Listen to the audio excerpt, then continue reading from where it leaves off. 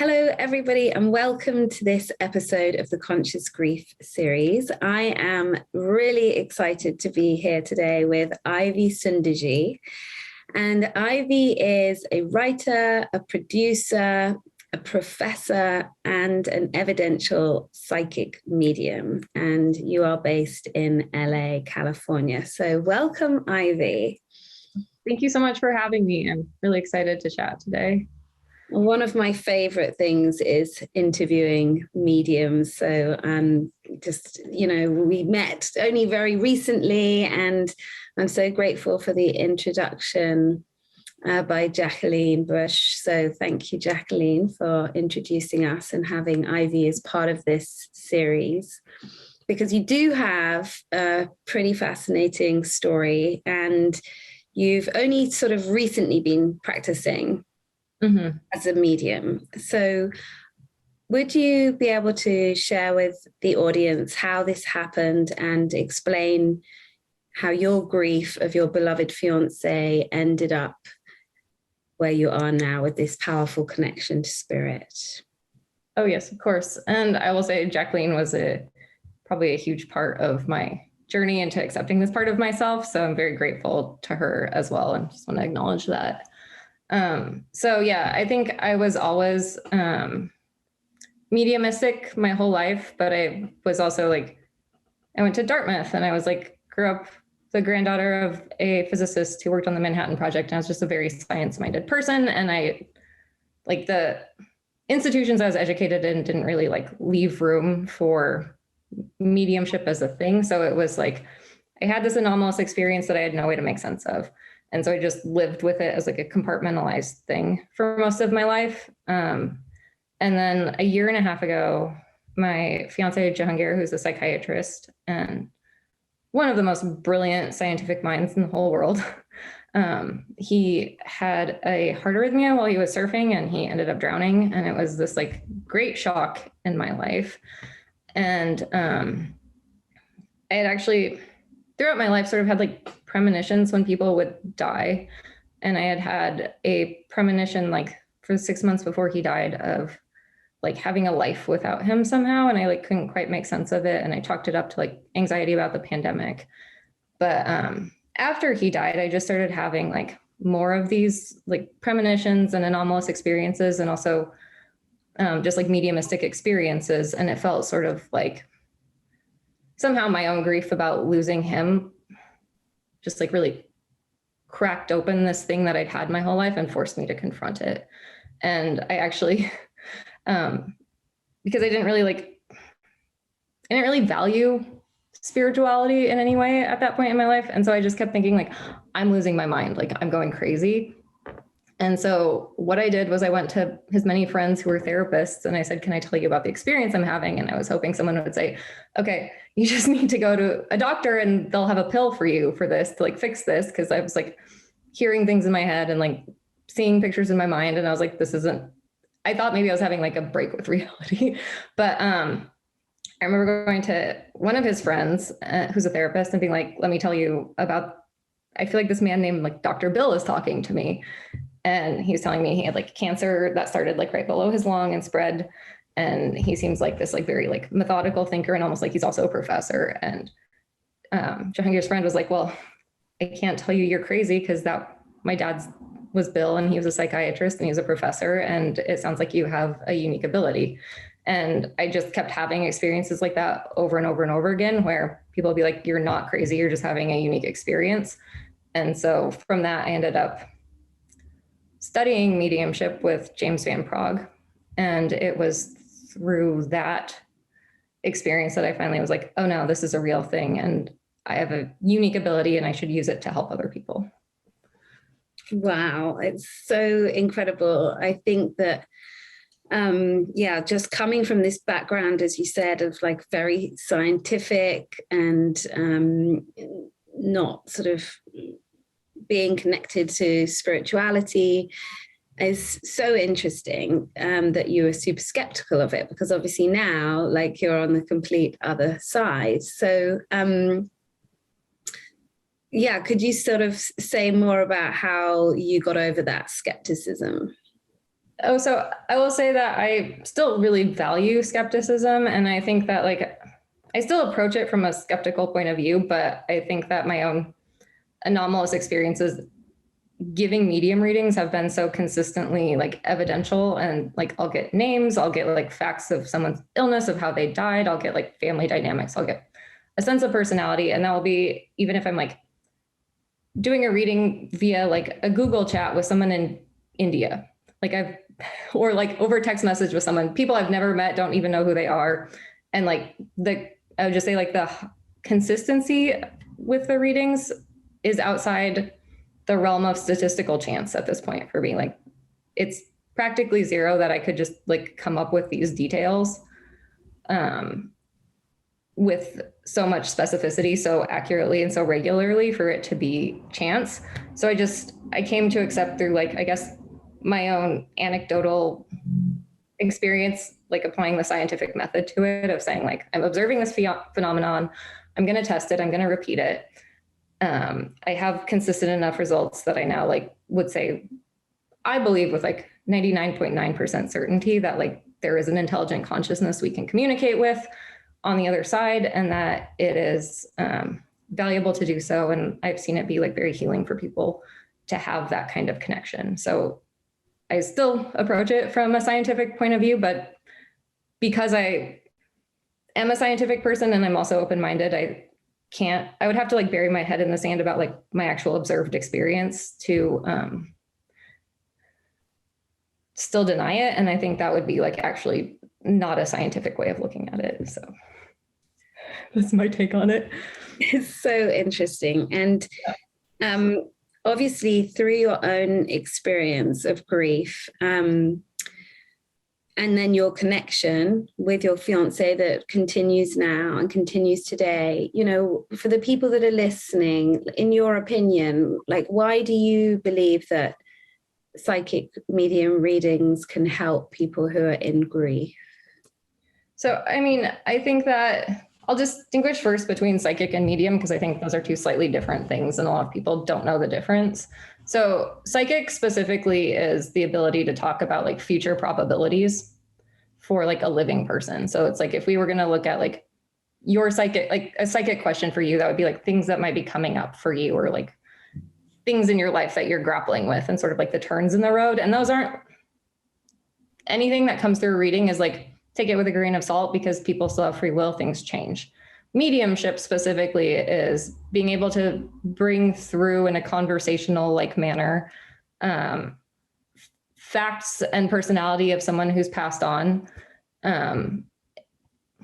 It's doing that in a way that like can give good evidence that consciousness has survived death in some way. And we don't know how, but it's done through like, there's no fraud involved. It's only done through like clairvoyance, clairaudience, clairsentience, like pictures in my mind, like sounds in my mind's ear, like sensations in my body. And it's an interpretive art. And so I'll also say that like it's an imperfect thing because it's interpretive, and it's sort of like being a translator of a language that like no one here speaks completely fluently. And so even the best mediums, I would say, are like basically proficient in a language that no one here really has someone from the other side to really correct when we're off. So I think that the biggest value of mediumship is really being able to,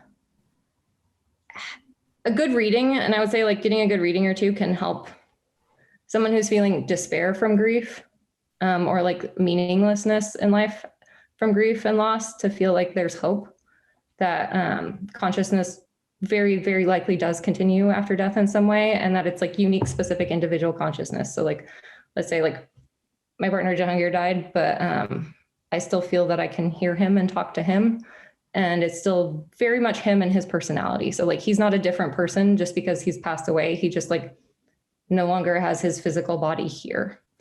And I think, because I think for me, at least in my own grief, it felt like not only my grief, but like I just felt like I tried so hard in my life to make a good life. And then I lost my soulmate when I was 35 years old. And I was like, the future just felt so bleak. And I was like, what is the point if we just die and we're dead?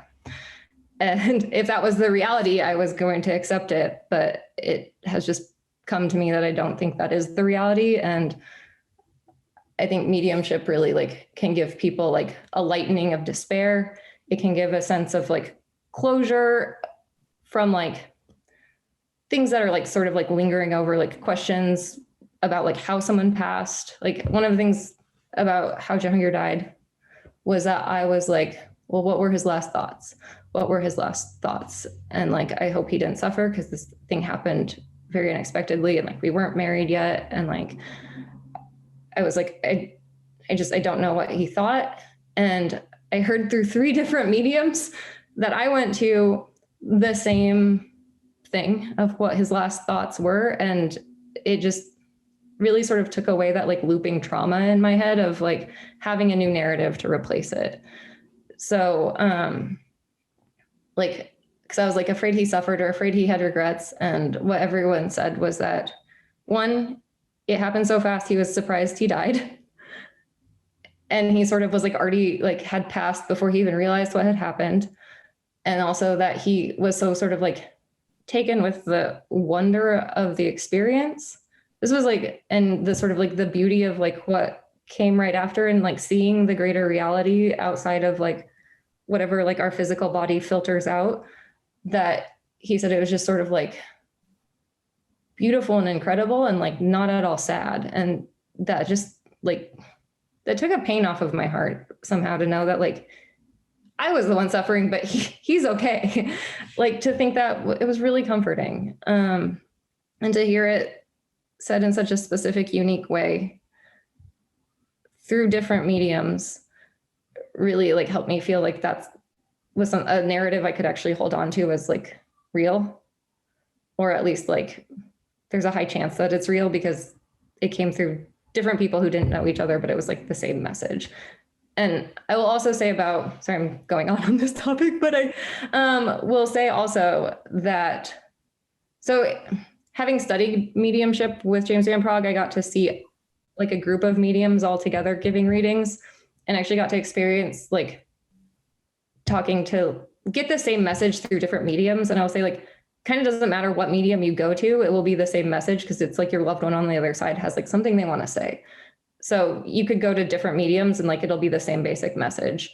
And it can be very helpful to compare 2 experiences just to see like, oh, they're all talking about the same thing. And it does come through the specific filter of the medium. So it will be slightly different because it is like through my interpretation and like my reference points, but there should be like commonality between readings from different mediums.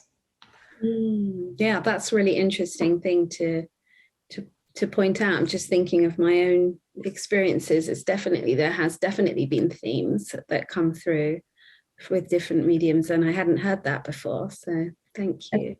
I would say too, it's like if you think of me as like a translator, it's like if someone's trying to get a message through, it kind of doesn't matter who the translator is, and it like different things might get lost in translation with different translators, but like you're still trying to say the same thing regardless of who's translating it. Because right. Yeah. Yeah. And one of the things that we spoke about when we had our initial call was the relationship of religious teachings and mediumship, because from my experience, I was always super intrigued about mediums and psychics, astrologers, but I had a time in my life where our family was going to a fundamental Christian church, and we were really told that is not something that you meddle with because you will go to hell, essentially. And yeah, that sort of dogma, if you like, can really stay with us, and people can be afraid, and they can be, they can be made to think like it's all rubbish. People like yourself are charlatans. And what would you say to that? I mean, I think that's a really wonderful thing to bring up. And I'll add, I grew up fundamentalist Christian for the first like 8 years of my life in a church that was creationist and said the world was like 6,000 years old and that every word of the Bible is completely literal, which is interesting if you actually study the Bible because it contradicts itself several times. And so it's hard to understand how it could all be the truth. But I will say that one, in the text of the Bible, there is actually like no mention of hell. And that's something that got added on in religion later on. And I do think that like the Bible does talk a lot about like, I'd say prophets. And like, it does say like, they're like evil people who like, you shouldn't like diviners and sorcerers is what it says in the Bible. And it's like, don't talk to them. But then prophets are a very like accepted part of the Bible. And I feel that like a lot of that probably was mediumship. And I also think that like if you look at like Jesus's experiences in the Bible, I think a lot of what he did was mediumship also.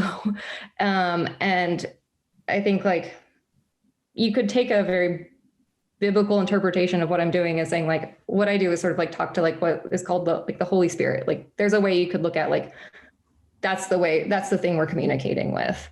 And because we don't really like have a full concept of like what God is or any of these spiritual things, because they're bigger than us and they're like outside our human perception. But and I was also going to say like one other thing about the Bible is I feel like one of the points of like the biblical story of the crucifixion is there's this moment where like when Jesus dies, the veil that separates like people from God tears in the temple. And I feel like that was like a very symbolic thing in the Bible of saying like you can all access this yourself. And so I feel like it's important to look at the Bible as, I know people of faith believe that it's like divinely inspired, and through my own like work as a medium, I can tell you that even if something is like coming through you divinely or from some greater source, it's still like prone to human error. And so it's like worth taking all of it with some grain of salt. Two, it doesn't talk about hell in the Bible. So I don't think there's like, I personally, my experience of the afterlife, everyone's in the same place and everyone's doing pretty good. So I don't really believe in hell, I guess is what I would say. Like I haven't experienced that from doing mediumship. Everyone all is in the same place. And a lot of people who are formerly religious will come through and say like, I wish I hadn't taken all that quite so seriously. Cause they're like, I like the hope I got from faith, but the point was hope, not like dogmatically adhering to a bunch of like arcane things from a text that are like from another culture, from another time period, translated from other languages, like just like prone to human error. And then the other part of this I would add is that like everyone I've given a reading for like seems to feel a real sense of like peace and healing and hope from it. And like the work itself requires like a sense of compassion and love. And it all just seems to come from compassion and love. And all of that seems sort of in line with the most basic principles of Christianity and other religions is just like loving other people.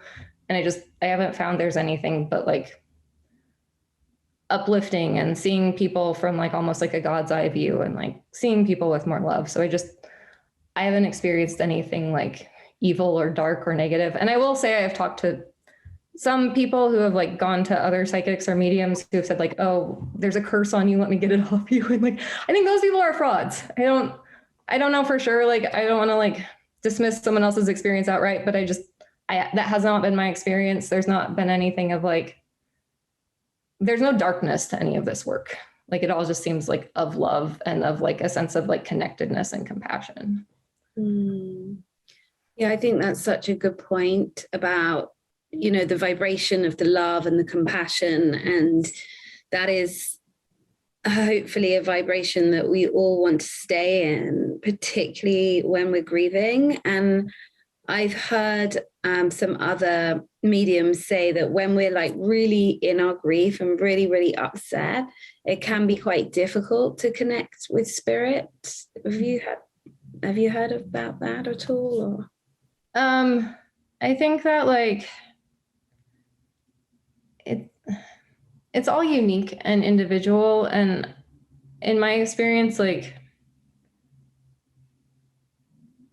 if you're not in a good place to receive a reading, it can be harder to like hear the message. But like I would say the loved ones are always ready to come through. And that it's more about being in a good place to receive, because it can be very intense to receive a medium reading. And like it can be a lot to process. And I will say some people, like I've experienced a few people from like a widows group that I was in who they went to mediums that I knew were like good, legitimate, ethical mediums who like do the work with integrity and like did a good job. And one of them even like shared a recording of their reading after I had done a reading for this person. So I had some familiarity with the person coming through. And I could see that this like medium was like authentically bringing through information, but this woman was so stuck in her grief about her partner passing that like she just kept saying like, no, you don't have him, no, you don't have him. And it was sort of like she was stuck in the denial phase of her grief.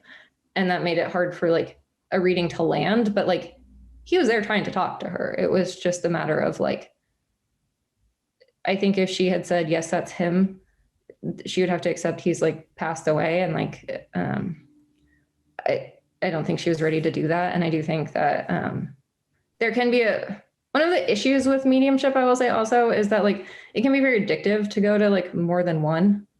And I think mediumship has like value in the grief process for people as like one form of healing. But it's like get one or two good readings and then go to therapy. Like you shouldn't be going to medium after medium because it's just a way of denying loss. Right. And like also like a medium isn't your only way to access your loved one. I think we all have mediumship. I think exists on a like spectrum of intuition. And I think almost all of us can access it to some degree. And most of us can feel and perceive our loved ones around us. And you don't need to like pay someone money to like have that connection. And I don't think it's wrong if someone charges money for like an hour of their time to do a reading, because it's like, it's work that they're doing and energy from their life. And so like they should be compensated, but I also don't think it's right if mediums are like come back every month. And so like I personally won't read for someone more than once a year unless it's like a special circumstance. And I would be happy if someone just comes and gets a reading once and is done. Like I think that's actually ideal, is just take the comfort and the hope that they're there and the evidence, and then like go forward with like your own connection. And one other thing about that too is that there's an emerging form of grief therapy that's coming out of like EMDR called repair and reattachment grief therapy. And it's basically using EMDR to almost put like the actual person getting the therapy in a state where they can receive messages from their loved ones in a mediumship way on their own. And I kind of hope and believe that the future of mediumship will actually be more integrated into grief therapy in a more formal way through things like EMDR and repair and reattachment therapy, because it would be more ideal if people could have the experience and the communication themselves instead of having to rely on a third party coming in the way I do. Yeah. Well, firstly, I think that's such a great thing that you've spoken about, because there is the temptation to want to connect through somebody else. And so I think what you're sharing and how you, in your integrity of really doing one reading a year, makes so much sense. And that I've always thought, in the future, I think we're going to be very telepathically, like we probably won't even need mobile phones, like in, I don't know how many years, because our consciousness will have expanded. And like you say, we all have the ability to talk to our loved ones, even if we're not like getting direct, messages like yourself, but we can always talk to them and be in relationship with them, and we don't need to be a medium to do that. And a lot of people can just like feel a presence, or they feel signs, or like also one thing I think people are surprised by a lot when I give them a reading is like an awareness that their loved ones can see and hear like them when they like write to them or talk to them or even just think about them. I can't tell you the number of times I've done a reading where someone was like, something comes through as evidence right away, and the person was like, I was just thinking that very specific thing to them or about them today, or that was my first question for them, or I just wrote that down and wondered if they could see or hear it. And spirit will come through over and over again and acknowledge that yes, they can and do see these things, and they hear our thoughts of love to them. So it's like they hear and see us even if we struggle to receive back. Yeah. So amazing. It's so amazing. And I guess the other thing that I hear from, people who have a connection and totally, believe that there's an afterlife of some description. But the problem I suppose that often happens is that people think, well, I just want to be there now. I just want to be there with them. I don't want to be here and have to live this life as a human being anymore. And I know that you still have a deep love and a deep connection for your fiance. And I just wondered personally, like how you managed to reconcile being here.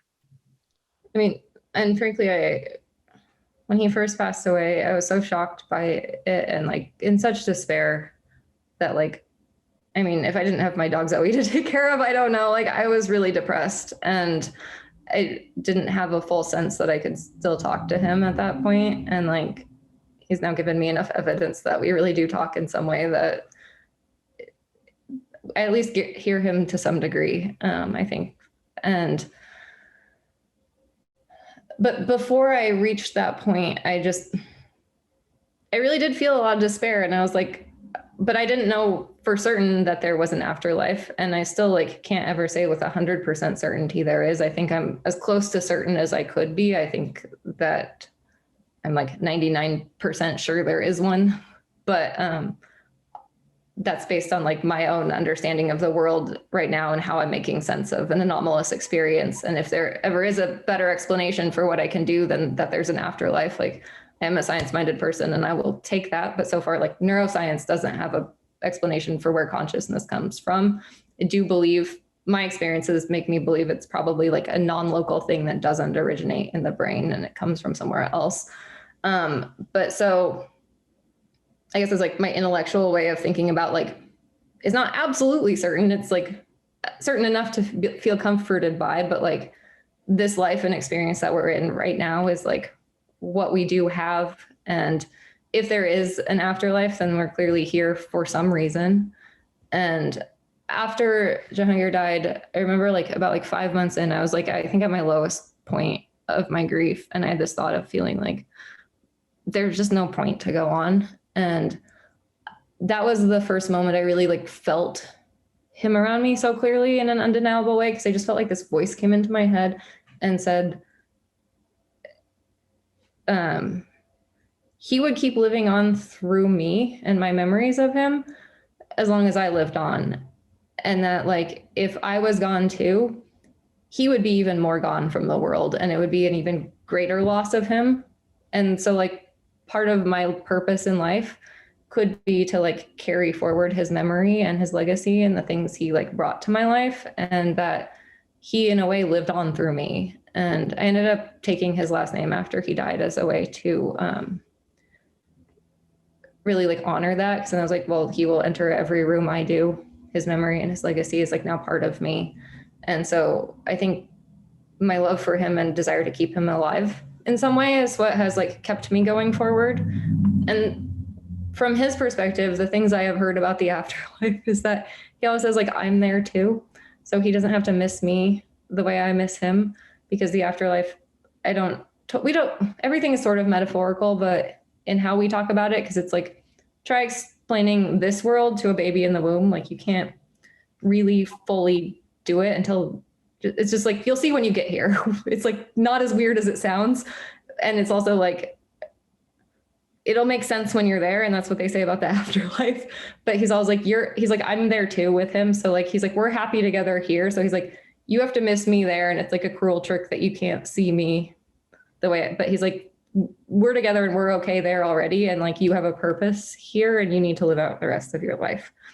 And because I do think like, there is a fear if like you think that the afterlife, if you feel certain about the afterlife and you're in a lot of grief, like why wouldn't you just check out and go there? But I don't think that's the point of any of this at all. I think the point is to like keep going forward with hope. Yeah. Like, when we spoke on the phone, you said you described like Earth as being like the gym. Oh yes. I do feel that like this life that we're in is sort of like spiritual exercise, and it's sort of like at the gym and it's making us stronger in some way, or it's like we're here for some goal, and it can be very painful, but also like, and it's like very like, it's a very physical place. And I get that like wherever they are is like, just, I get the sense it's good, but it's just different. And that we're here to set no one goes to the gym and it like wants to drop out like halfway through the workout. Like you want to finish your workout. So even if it's hard, you want to keep going. And then they're in the spa. Yeah. Yes, they're in the spa. But you also did say that, you know, this experience of this massive, devastating loss has sort of helped you become more of an integrated human. Yeah. So that's interesting, like, you know, especially so soon after the death. How have you become more of an integrated human from this? I think, and for me, it was really that I spent my whole life feeling so like compartmentalized. Like I had this anomalous experience my entire life. And I honestly interpreted a lot of like psychic information that I got and like mediumship experiences that I was having as just like some kind of like weird anxiety. And like, I just felt very like stressed all the time and like felt all this like energy coming at me in social situations and all this like, I just didn't feel comfortable in the world because I had this thing that was sort of like compartmentalized and like being able to sort of like say, no, this is like, that's psychic information, that's mediumship, and being able to like put boundaries around it and like say this can come in during an appointment and the rest of the time I'm like, I don't want to receive it, has actually like helped me feel so much more calm. And also like, I'm no longer worried that I'm crazy, like, which is what I was. I was also a little afraid that like someday I was going to come out that like I was mentally ill in some way. And that's what this was. And I've talked to my therapist about this a lot. And she, in one therapy session, she's like, I have the pleasure of telling one of my clients that you are not crazy. You're just having an extraordinary experience. And that was like one of the nicest things in the world to hear. And it just brought me so much peace about myself. And actually like the other part of it is just like telling other people that I'm a medium took a lot of courage because of the stigma around it and the fact that people say like, oh, mediums are frauds. They're like just trying to like take people's money, or they're just predators preying on other people's grief. And like, I understand that like when people don't actually like know much about this, that's just sort of like, I want to say that's just like a liberal dogma that spreads around really, that isn't really based in like fact or research, but it's just sort of like, it's just a thing people say without really like having thought about it. And to have actually like thought about it, and I researched this topic extensively after Jahangir died just to try to understand like what I was experiencing and like if there was anything more. And it came to see there's actually like a mountain of research on this topic of psi phenomenon. Like it's actually like well studied and well documented that psi phenomenon exists, and that like there are actually scientific studies that have demonstrated that mediums can bring through information about the dead through rates greater than chance under like laboratory conditions with like no fraud or deception. And so to be able to say about myself, like I have a unique gift that I can like share with other people and actually like help them feel better and more at peace with like something they're grappling with, has helped me just feel like it's helped me take a thing that I felt a lot of like shame and fear about and like feel at peace. So I finally feel like I get to like be my whole self by saying like I am this unique thing that people still don't really understand. Amazing. Yeah, it is. It's really truly incredible that you've, you know, been living with that feeling of that you were connected, but you didn't really know what was happening. And so, yeah, no wonder you feel more integrated and whole and yourself now, which is only a wonderful thing. My final question, which I ask everybody on the series, is how would you interpret the phrase conscious grief? Well, I love that phrase, and I love that that's how you like talk about it, because I think for me, like actually like grappling with what consciousness is and what we know and don't know about it was my way into sort of finding all of this. And I think that we are first and foremost, like our own conscious experience is like what we are. And so I would say conscious grief is one, like grappling with that mystery. And then two, it's being able to separate out like grief from all the other things that come with grief, like trauma and despair and like regret. And like, I'll be like, because I think a lot of the pain of grief, and grief is very painful, but a lot of the pain of grief comes from the trauma of what happened not being dealt with, the despair of like existential despair that happens from grief. It can come from things I wish I said, things I wish I did differently. And so like, I think conscious grief is being able to have like this dialogue about it in a sense of like, everything's okay. Like there can be continued healing and forgiveness.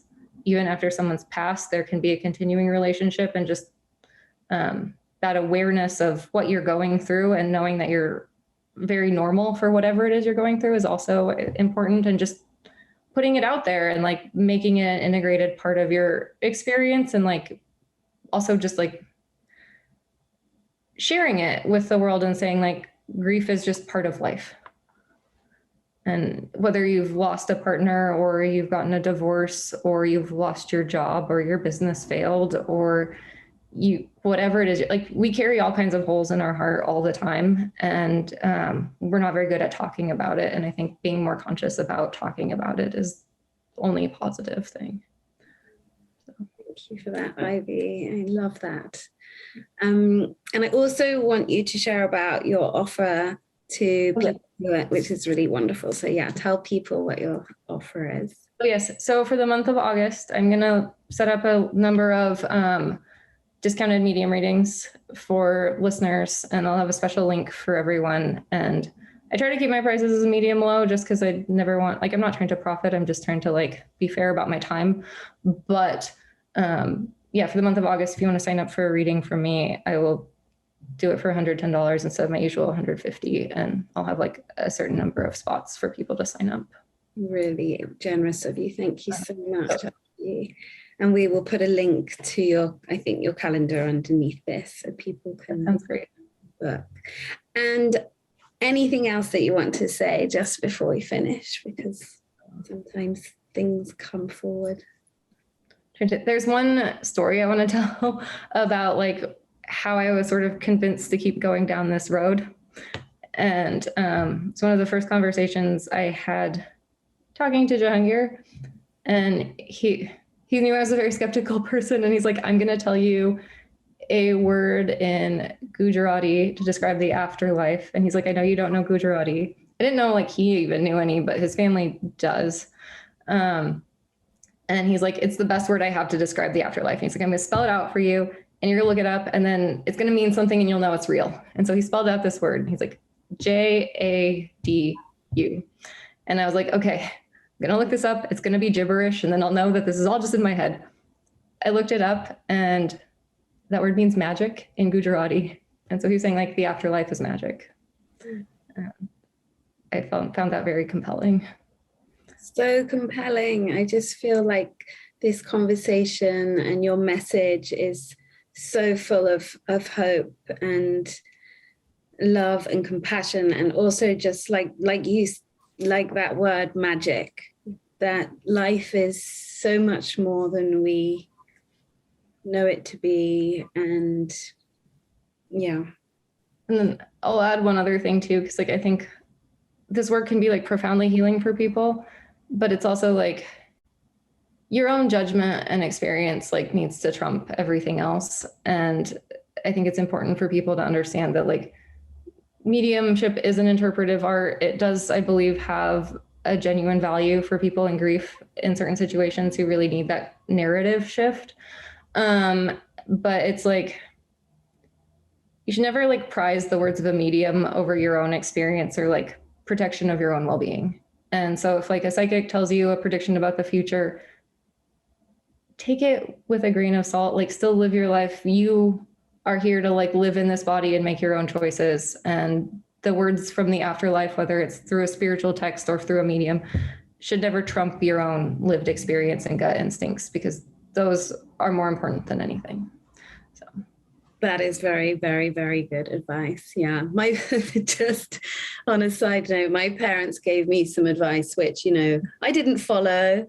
It was in a reading, and, if they'd been here in real life form, I wouldn't have followed it. I would have done what I wanted to do. And, it turns out they were probably right, but I had to have that experience. So yeah, We can't beat ourselves up for things, you know, these are our lives and our decisions, and we have to, we have to live by that.